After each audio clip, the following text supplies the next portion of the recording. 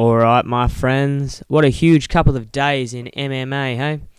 I'm Dave from MMYAY.com, and let's not waste any more time.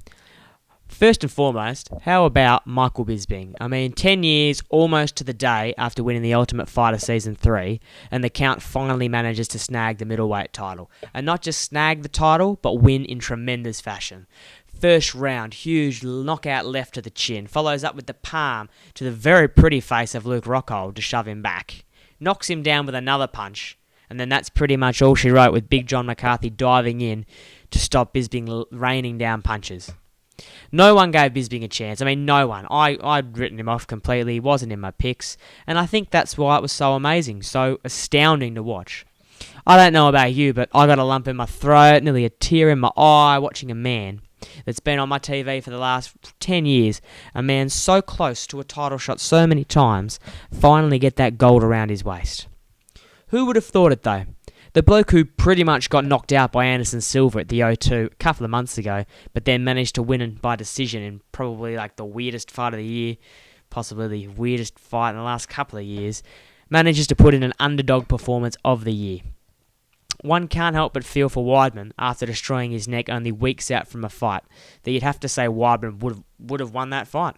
Rockhold looked sloppy, his chin was up, hands were down, and when watching the replay, there was no surprise, well, to me anyway, that he got knocked on his ass. I'd heard from so many punters that if Rockhold could get past Weidman, then he'd be champ for years to come. However, it's looking a lot more likely that if Weidman hadn't had a complete mental break and attempted to throw a wheel kick at Rockhold, he may never have lost the belt in the first place. I guess what I'm saying is Rockhold may in fact not be as great as we've been assuming. Now, I don't want to take anything away from his wins, and he has beaten Bisping in the past, as well as Machida and Tim Boetsch, but this was a sloppy Rockhold. This was a Rockhold lacking focus. This was an arrogant Rockhold who simply couldn't back his shit up. The fact that Bisping could share the moment with his family made it even more special, to me at least, and the finish to Saturday's card will definitely stick with me for a while, but 199 was an awesome card anyway. There's been a lot of talk that 199 was going to be better than 200, and that may have in fact been true.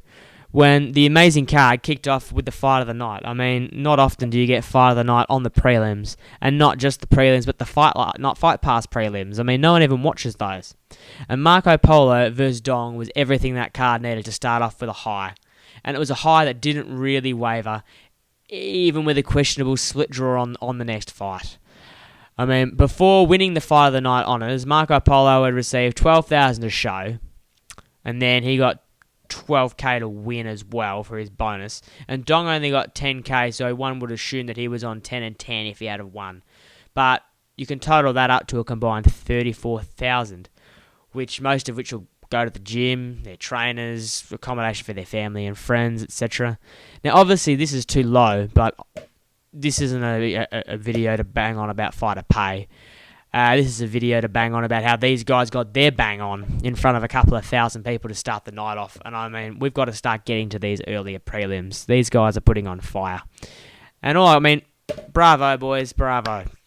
This went back and forward, and Dong was at the point of near exhaustion by the time he was knocked out midway in the third. This fight was 2.5 sensational rounds of zero defense, maximum offense. Maybe not the best way to fight, or at least the smartest, but if there was a primo advertisement for buying Fight Pass, then this was going to be it. Now, don't get me wrong, the UFC don't give me shit, and I pay for my Fight Pass subscription like every other Joe six-pack out there. But let's be honest here, that fight was worth my $10 this month. And you can call me a shill if you must, but even though the UFC constantly say version 2 is coming and it never arrives, it's worthwhile for fights like this, even if they don't happen every event. But you know what, I'll wait for my inbox to blow up with your hate mail now. Alright, special props out from the UFC 199 card to Alex Caracas and T-City Brian Ortega. Alex Caracas put in a spectacular performance, and T-City put in a spectacular 30 or so seconds towards the end of the third round. And of course, Dan Henderson got his surprise knockout in the second against the Cuban, Australian, whatever, Hector Lombard. Alex Caracas looked the most impressive. He looked the most impressive probably he ever has. He was fighting out of his skin for all 3 rounds and pretty much embarrassed Cole Miller with a unanimous decision victory. I mean, even if Cole Miller, he nearly snuck in an armbar and towards the end of the 3rd round. 30 seconds of offense late in the fight doesn't win fights. And I mean, Caracas was able to shake off that armbar with relative ease. And then he managed to pick up the win. However, 30 seconds of offense late in the fight can snatch victory from the jaws of defeat if you're fighting Clay Guida. Guida is just getting old, but his heart still wills him until he cops a savage knee from T-City, who is trying to make these late victories a habit. This one's his third row finish in a row. Try saying that one quickly, my friends. You can't help but think T-City needs to face a tougher opponent next. One that won't allow him to only wake up at the end of the fight. One that will put him to sleep in the first if he does this again. And I'm thinking maybe Dennis the Menace Bermudez. He's looking for a fight. They're similar rankings. It would be a 9 versus 10. And this could definitely be the step up T-City needs. And if he can't win this one, I'm sorry to say, he might have to drop out of the 15. These victories are just coming far too late in the piece.